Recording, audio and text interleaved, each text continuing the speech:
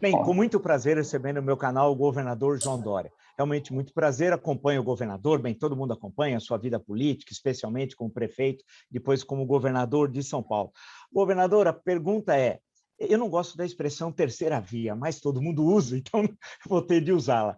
Por que o governador quer ser presidente da República?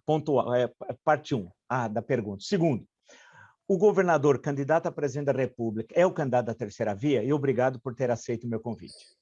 Vila, primeiro, muito obrigado mais uma vez estar aqui com você. Você sabe da admiração que eu tenho por você, um jornalista isento, com a verdade e principalmente que não tem medo de praticar a verdade e investigar e utilizar os meios de comunicação para a defesa do Brasil, a defesa do seu país, a defesa da verdade, principalmente a defesa da liberdade. A terceira via poderá ser a melhor via para o Brasil.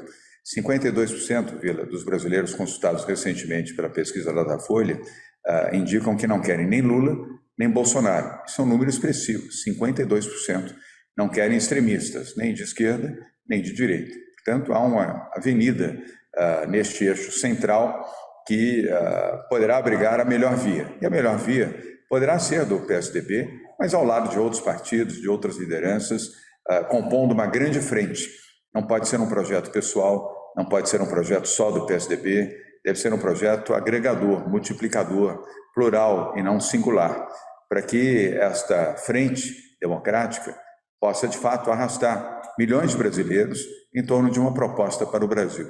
Não para ofender, machucar, mas nem um lado, nem outro, nem a extrema esquerda, nem a extrema direita, mas para defender o Brasil. E, ao defender o Brasil, priorizar a saúde, a educação, a geração de empregos, a proteção social e o respeito ao meio ambiente. Esses seriam os 5 pontos mais importantes de uma proposta para o Brasil e pontos que serão debatidos principalmente a partir de abril do ano que vem, já que aí estaremos com todas as candidaturas posicionadas. Mas o PSDB pode sim viabilizar a terceira via e da terceira via se transformar na melhor via, mas com humildade, com discernimento, com diálogo e procurando agregar o maior número possível de partidos, sabendo ouvir, tendo a humildade também de compreender que pesquisas e a capacidade de vencer as eleições deve ser uma análise coletiva e não um projeto individual.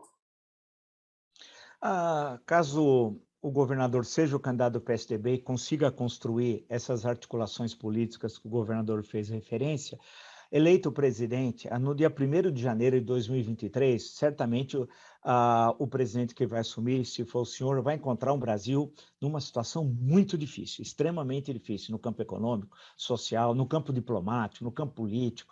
Realmente é um cenário desanimador, assim, a princípio é um enorme desafio. Eu pergunto ao governador, caso eleito presidente, quais são as tarefas fundamentais que devem ser feitas, assim, né, no que, desde a época do Roosevelt, se consagrou nos primeiros 100 dias de governo? Primeiro, formar uma grande equipe, uma equipe competente, uma equipe séria, uma equipe idônea e uma equipe capacitada. Ninguém vence na área pública os seus desafios, ainda mais os desafios que o Brasil terá, e você colocou muito bem, o país estará em frangalhos depois desse governo de Jair Bolsonaro, em todas as áreas, e você não exagerou, não há nenhuma área de excelência ou sequer de comportamento regular desse governo. Todas as áreas apresentam um resultado medíocre, em alguns casos até graves, sobretudo no campo da saúde, no campo da cultura, das relações internacionais e da economia. Então, ter uma boa equipe, formar uma boa equipe e ter um programa de governo claramente priorizando os mais pobres, os mais humildes, os mais vulneráveis. Geração de emprego será o principal tema para 2023 e já será, a meu ver, também o tema principal durante a campanha, como recuperar a economia, como gerar empregos, como permitir que os brasileiros possam voltar a ter esperança, sobretudo, repito, os mais vulneráveis. Hoje nós temos quase 30 milhões de brasileiros, Vila, e os que nos acompanham agora nesse momento, em situação de pobreza ou extrema pobreza. Aqui somam-se os desempregados, quase 15 milhões de pessoas desempregadas, e aqueles que têm uma renda inferior a R$400 por mês. Uma família de 5 pessoas não vive com R$400 por mês. Se você considerar que só um botijão de gás custa entre 100 a 150 reais, R$100 aqui na capital de São Paulo, R$150 na região norte, R$ 140 na região Nordeste, que uma cesta básica pode representar entre R$ 70 a R$ 120. Como pode alguém sobreviver com comida no prato, com o abrigo, com a sua casa, com o gás, com uma renda de R$ 400, no máximo, por mês? Isso dá menos de R$ 100 por pessoa. A média são 5 pessoas por família, de acordo com o IBGE. Portanto, são 30 milhões de pessoas numa posição de alta vulnerabilidade. A prioridade para a geração de emprego, prioridade também para programas sociais. Programas sociais que estimulem o trabalho, não a renda para ficar em casa. Estimulando, como fazemos aqui em São Paulo, Vila, com a Bolsa do Povo, que oferece até R$ 535 por mês, mas em contrapartida a pessoa tem que trabalhar. Aqui nós não entregamos dinheiro para as pessoas ficarem em casa. Elas têm que trabalhar e, obviamente, têm que ter orgulho de estarem sendo dignamente remuneradas pelo trabalho que realizam. Mas também entregamos o alimento solidário, 4 milhões de cestas do alimento solidário, 2.300.000 já entregues para famílias vulneráveis, e são cestas de 25 quilos de alimento, incluindo a proteína animal, a mistura, carne, para que a população tenha o direito de ter uma alimentação mais saudável e uma segurança alimentar para os seus filhos. Aqui também entregamos para esta população o Vale Gás, para que famílias vulneráveis, são quase 2 milhões de famílias, possam comprar um botijão de gás a cada 2 meses, que é o suficiente para a utilização no aquecimento, no preparo da sua comida diariamente. Aqui nós temos a dignidade íntima da mulher, primeiro estado, em primeiro lugar no Brasil, que oferece absorventes para meninas da rede pública de ensino que frequentam a rede pública, para que nos períodos de ciclos menstruais possam ter o absorvente e frequentar as aulas. E os seus pais também, as suas mães, possam também, na faixa etária até 46 anos, também receber o absorvente feminino na sua casa, gratuitamente. Vila, as meninas faltam às aulas na rede pública de ensino em São Paulo porque nos seus ciclos menstruais não tem dinheiro para comprar um absorvente e, por vergonha, não vão às aulas, perdem as aulas e ficam dentro de casa esperando cessar, esperando concluir o seu período menstrual. Isso é uma indignidade. Agora em São Paulo, já faz tempo, nós aqui oferecemos o absorvente nesse programa chamado Dignidade da Mulher. Fizemos também aqui o São Paulo Acolhe, Vila, para os órfãos da pandemia. São milhares de famílias, de jovens que perderam o pai ou a mãe, ou infelizmente perderam pais e mães. O que fazer com esses jovens? Eles são acolhidos pelo parente, que pode ser o tutor, e recebe R$ 300 por mês do governo do Estado de São Paulo para garantir o mínimo de alimentação e condições de vida para esse jovem que perdeu o seu pai ou perdeu a sua mãe, ou, repito, infelizmente perdeu os dois. Políticas sociais, portanto, ao lado de geração de emprego. A saúde pública do Brasil pode ter um avanço depois dessa pandemia, dado ao fato de que os investimentos foram, no caso de São Paulo, expressivos. Vila, São Paulo tinha 3.200 unidades de terapia intensiva. Hoje nós temos 13.500 unidades de terapia intensiva. Você tem mais UTIs em São Paulo do que a Espanha, do que a Itália, do que vários países da União Europeia. Isso fortaleceu o Sistema Único de Saúde, o SUS, e que a partir agora de 1º de outubro, dado o avanço da vacinação, e São Paulo foi protagonista na vacinação, aplicou a primeira vacina, trouxe a vacina para o Brasil, chegamos a vacinar mais de 70% dos brasileiros com a Coronavac, 100 milhões de doses já distribuídas e já aplicadas nos braços dos brasileiros. Eu mesmo tomei 2 doses da Coronavac no meu braço, estou feliz, estou vivo, estou bem. Imagino que você também tenha recebido as 2 doses da vacina, daqui a pouco teremos o reforço vacinal também. Graças a isso, o índice de ocupação de leitos de UTI, Vila, em São Paulo é menos do que 30%. 28% é o índice de hoje. Já chegou a 98%, hoje é 28%. Então, a partir de 1º de outubro, nós faremos um amplo programa de atendimento a essa população vulnerável que ficou distante dos hospitais da rede pública, porque a prioridade, evidentemente, foi a Covid. A partir de 2023, isso tem que ser feito também pelo governo federal, para garantir saúde pública para essas pessoas vulneráveis, pessoas pobres, que não têm plano de saúde, porque não têm dinheiro para comprar um plano de saúde e porque não tem emprego que lhe ofereça o plano de saúde. E também o respeito ambiental, Vila. Pode parecer algo para os ricos, para os poderosos, não é. Proteção ambiental é garantia de vida para todos, do mais humilde, do mais simples, do caboclo, do ribeirinho, do homem negro, do quilombola, do indígena, da mulher, do homem, do jovem, do adulto, do idoso. Nós precisamos ter um meio ambiente controlado, redução das emissões de carbono, um país comprometido com a proteção das suas florestas, dos seus mananciais, dos seus valores, dos seus recursos naturais, coisa que hoje, infelizmente, não acontece. E pior, com isso o Brasil perdeu centenas de investimentos que representam bilhões de dólares de investimentos já perdidos em 2 anos e meio pelas agressões que o país promoveu e aceitou na floresta amazônica, no Pantanal, por falta de políticas públicas ambientais. O Brasil se distanciou do mundo e, com isso, grandes fundos internacionais pararam de investir. Primeiro, na proteção ambiental, o que aconteceu especialmente na região amazônica. Todos os grandes fundos escandinavos, da Noruega, da Dinamarca, da Suécia, cessaram, romperam o seu compromisso com o Brasil, porque o Brasil rompeu o compromisso de administrar corretamente a proteção da Amazônia, evitando a invasão de terras, a destruição da floresta e o emparedamento de indígenas nas suas aldeias, um desastre completo. O Brasil hoje é uma péssima referência no plano mundial, vai pagar um preço caro agora na COP, na cúpula do clima que acontece em Glasgow, agora no próximo mês de novembro, na Escócia, aliás, onde eu irei a convite da cúpula do clima para apresentar os projetos bem-sucedidos aqui de São Paulo, Vila. Aqui nós não temos desmatamento, nem legal e muito menos ilegal. São Paulo ampliou a sua cobertura vegetal em 3%, o único estado do país que aumentou a sua cobertura verde, a sua cobertura vegetal, e onde estamos fazendo o maior projeto ambiental do país, a retomada do Rio Pinheiros,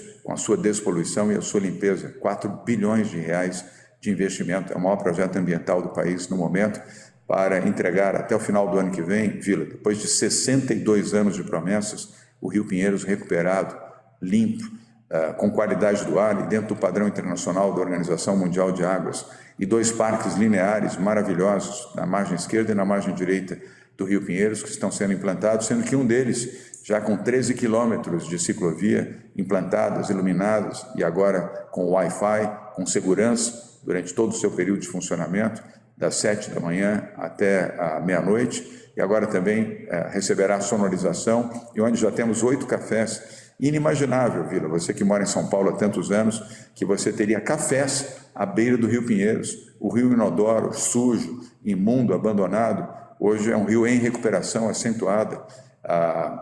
O odor do rio caiu substancialmente, mais de 70%, e já efetivamos 68% das obras que vão permitir a entrega do rio limpo e despoluído. E um outro parque na margem direita do Rio Pinheiros, que leva o nome do saudoso Bruno Covas, que foi prefeito aqui da capital de São Paulo, um parque que será não apenas para os ciclistas, mas também para as famílias, que quiserem levar os seus filhos, seus amigos, quiserem caminhar, correr, desfrutar, inclusive de espetáculos e atividades de lazer, e a usina São Paulo também, cujas obras começam agora em outubro, onde era a usina Traição, ali no centro, dividindo o Rio Pinheiros.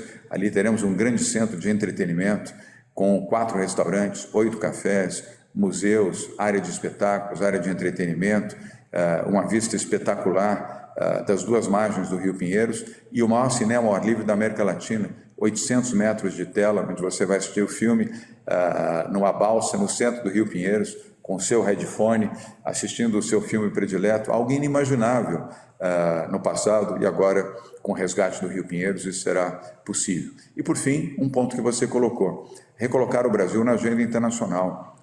O governo Bolsonaro brigou com os principais parceiros econômicos do Brasil, brigou com a China, que é o maior parceiro comercial do Brasil, a potência econômica da China, maior comprador de insumos e de produtos do agro do mundo, e o Brasil ofendeu e continua a ofender a China. O Brasil brigou com a União Europeia, notadamente com a França e com a Alemanha. O presidente Bolsonaro conseguiu xingar o presidente da França e a esposa do presidente da França, conseguiu ofender a ex-primeira-ministra da Alemanha, Angela Merkel, fazendo comentários jocosos, maldosos e absolutamente inadequados sobre a sua beleza, sobre a sua estética, como se isso fosse algo importante na vida e no relacionamento diplomático e econômico entre as nações. Escolheu o lado errado nos Estados Unidos, defendeu Donald Trump quando quem foi eleito foi o democrata Joe Biden, e insistiu ainda no erro. Há 3 semanas promoveu aqui no Rio de Janeiro, com Eduardo Bolsonaro, um encontro da extrema-direita norte-americana, ofendendo a política diplomática norte-americana, e o presidente Joe Biden, que é um democrata e que é uma pessoa que merece respeito. que não fez nenhuma reunião bilateral do Mercosul, ofende, briga e se distanciou da Argentina. Você pode gostar ou pode não gostar do atual presidente da Argentina, do partido que ele tem, mas isso não importa na diplomacia. O que importa na diplomacia são as relações institucionais e as relações econômicas. A Argentina é o terceiro maior parceiro comercial do Brasil. Não houve nenhuma reunião bilateral entre os presidentes da Argentina e do Brasil. Então vamos, Vila, reinserir o Brasil na política internacional, tratar bem os nossos parceiros, estimular as exportações do Brasil, atrair o capital externo. Cada capital investido aqui gera milhares de novos empregos, gera riqueza, gera produtividade, gera crescimento. São Paulo abriu escritórios desde o início da nossa gestão aqui. Em Xangai, na China, enquanto Bolsonaro agredia a China, nós aqui cultivamos uma boa relação com a China, nosso parceiro econômico. E esse escritório de Xangai já produziu mais de 10 bilhões de reais de investimentos e de atração para o agro de São Paulo. Depois abrimos em Dubai, no Oriente Médio, um escritório que vem sendo operado com enorme sucesso, sendo um hub para as exportações do agro de São Paulo e produtos manufaturados para todo o Médio Ambiente, para todo o Médio Oriente. Abrimos também o escritório da União Europeia em Munique, na Alemanha, que já está operando e funcionando com excelentes resultados. E, por fim, agora no dia 2 de dezembro, vamos abrir o escritório para a América do Norte, Canadá, Estados Unidos, incluindo o México, em Nova York, com a mesma finalidade, ampliar as exportações de São Paulo, principalmente do agro. O agro tem 22% dos negócios em São Paulo, mesmo sendo um estado altamente industrializado, aqui o agro tem importância, nós respeitamos o agro.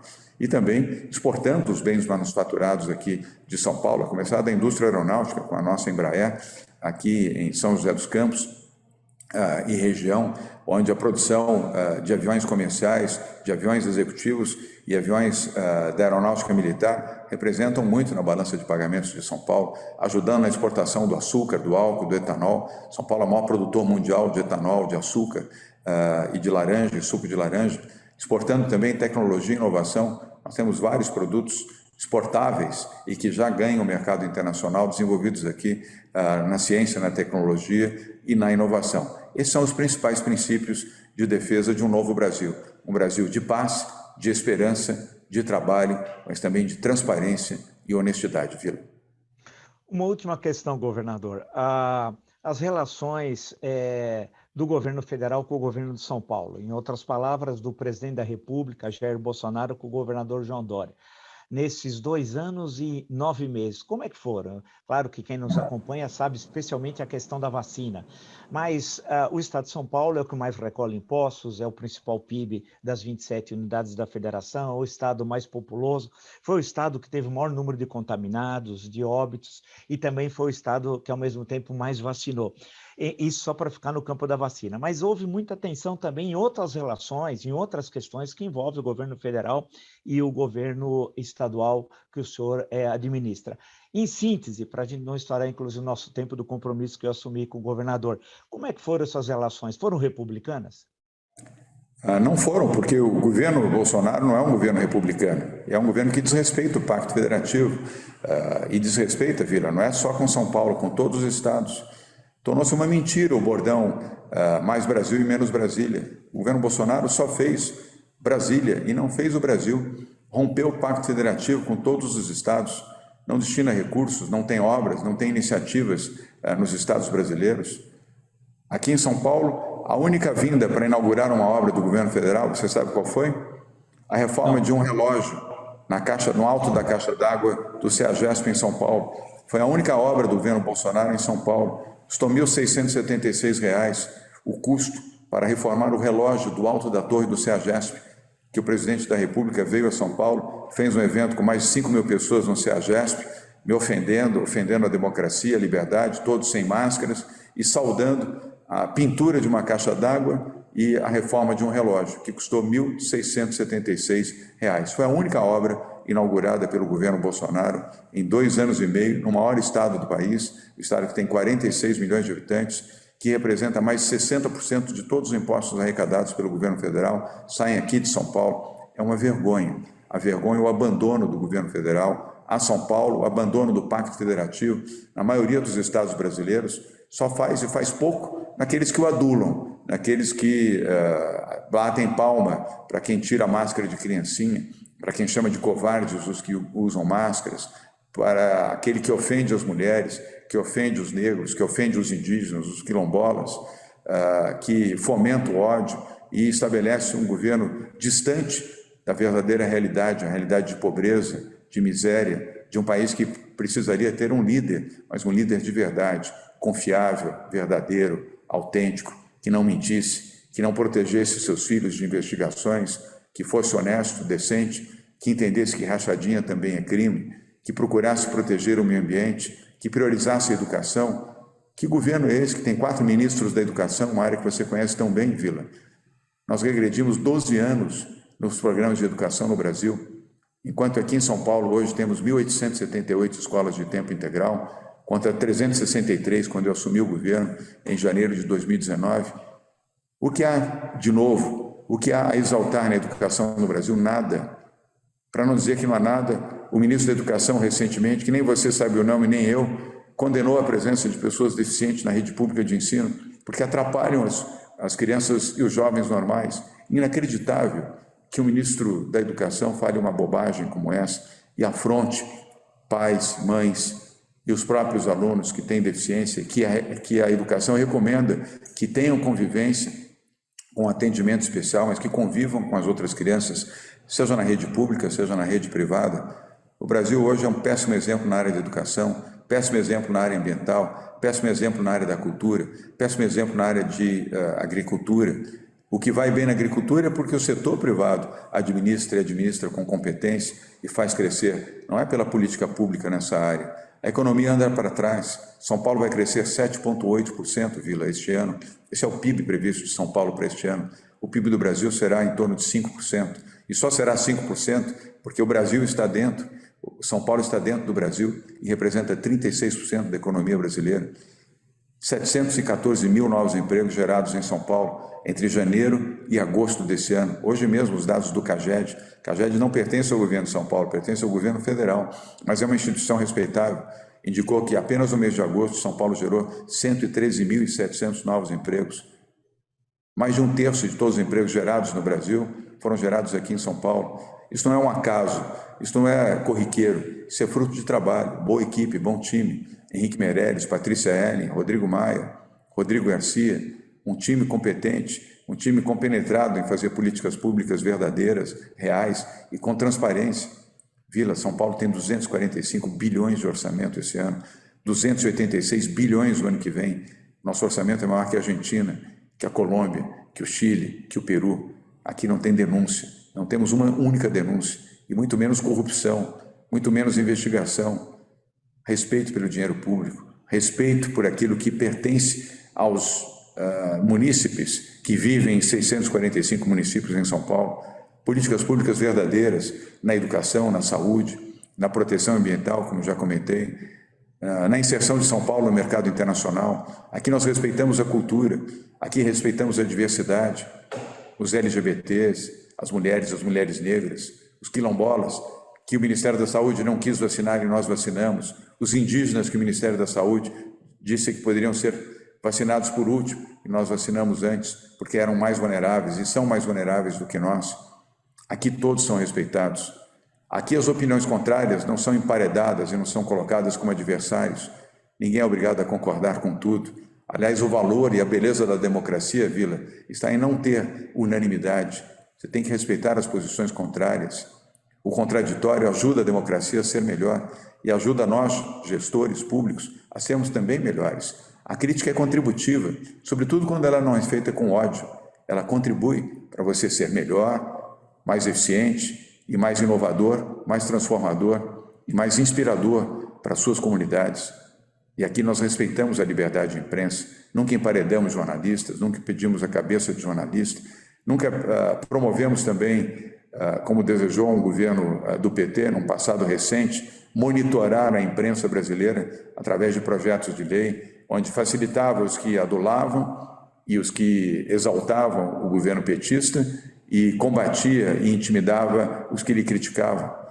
No fundo, Vila, os extremos se tocam, os extremos na esquerda e na direita se amam e se adoram, porque ambos querem isso, querem o autoritarismo, só querem mandar e não querem ter a crítica. É por isso que Bolsonaro não fala mal de Lula, e é por isso que Lula não fala mal de Bolsonaro. Qual foi a crítica que você viu de Lula ao 7 de setembro?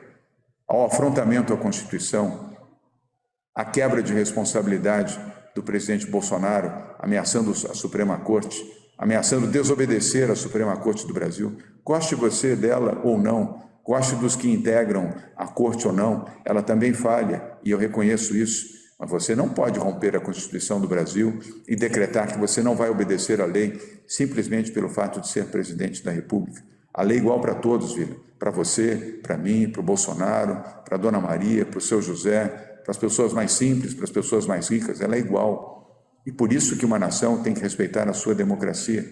Qual foi a manifestação de Lula contra isso? Nenhuma. Qual foi a manifestação que você ouviu, leu ou assistiu de Bolsonaro nos últimos 3 meses em relação a Lula? Nenhuma manifestação, porque um tem interesse no outro. Bolsonaro quer que Lula dispute com ele, é a única chance de ele se reeleger presidente da República. E Lula quer Bolsonaro para disputar, porque é a sua maior chance de voltar a ser presidente do Brasil. Pois para mim, Vila, nem Lula, nem Bolsonaro. Eu quero é o Brasil livre, livre de extremistas, livre de loucos, um Brasil que gere empregos, que gere oportunidade, que seja um país de paz, de harmonia, de entendimento, que nós tenhamos novamente orgulho de sermos brasileiros, Vila, e não vergonha de viver no Brasil, vergonha de ver 30 milhões de pessoas em situação de vulnerabilidade, de pobreza, recuperar essa oportunidade para reduzir essas diferenças sociais. Este orgulho e este o Brasil que eu desejo, certamente o que você deseja e muitos que estão nos assistindo agora. E este não é o Brasil nem da extrema esquerda, nem da extrema direita. É o Brasil de um centro democrático, de valor, que aceita o contraditório, que respeita opiniões contrárias, que dialoga com a direita, como dialoga com a esquerda, ou com aqueles que são de centro, mas que quer distância dos extremismos. Os extremistas não levarão o Brasil à posição que ele precisa ter. Destruirão o Brasil, que já está quase que completamente destruído, depois de 13 anos de mazelas do PT e 2 anos e meio de desastre do governo Bolsonaro.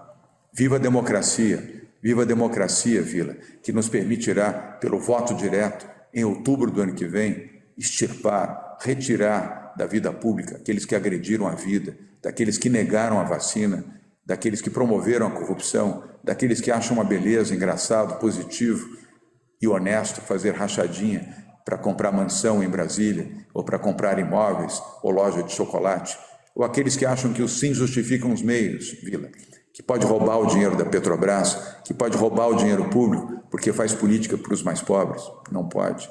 Seja honesto, seja decente, produza e seja um governante correto. Proteja e ampare os mais pobres, mas não roube o dinheiro público. Nós estamos, Vila, no caminho, no melhor caminho, na melhor via, e a melhor via é distante de Lula e de Bolsonaro. Agradeço muito, muito mesmo a entrevista do governador João Dória, pré-candidato pelo PSDB à presidência da República. Acho que foi uma boa conversa para quem acompanha no nosso canal, entender, né, a sua visão, a sua proposta, o que ele faz em São Paulo, o que ele pensa para o Brasil, porque o objetivo aqui do nosso canal sempre é esse, é ser analítico, crítico e sempre propositivo, né? Apontando caminhos nesse difícil momento terrível que nós estamos vivendo, mas essa página a gente vai virar, vai superar e vamos caminhar para o desenvolvimento, que é um caminho que o Brasil perdeu, mas tem todas as condições para retomá-lo. Então, agradeço muito, governador, a gentileza de ter aceito o meu convite, exposto a sua visão de mundo, porque o nosso canal segue justamente isso que o governador disse. É um canal plural, no campo democrático, né? E entendendo as diferenças de visões de mundo que tem sobre o Brasil, mas sempre no campo democrático constitucional. Aqui não tem lugar para extremismo. Então, muito obrigado. Muito bem. Vila, muito obrigado. Você reproduziu muitíssimo bem esse sentimento, que é o correto e que eu acredito. Ter o contraditório, ter a crítica, isso faz parte da democracia. Só não há crítica, não há contraditório nos regimes autoritários, de extrema direita ou de extrema esquerda. Isso são exatamente as representações hoje de Lula e Bolsonaro. Vila, como seu seguidor, como seu telespectador, como seu leitor na Isto É, com alguém que sente a sua falta no rádio, quero registrar isso. Muito obrigado pela sua força, pela sua determinação, pela sua inteligência e a sua capacidade de defender a democracia. E a todos que estão nos assistindo, nos acompanhando agora, fiquem bem, fiquem protegidos, fiquem com Deus, usem as máscaras, respeitem a democracia, respeitem a vida. Obrigado, pessoal. Tchau. Valeu. Tchau.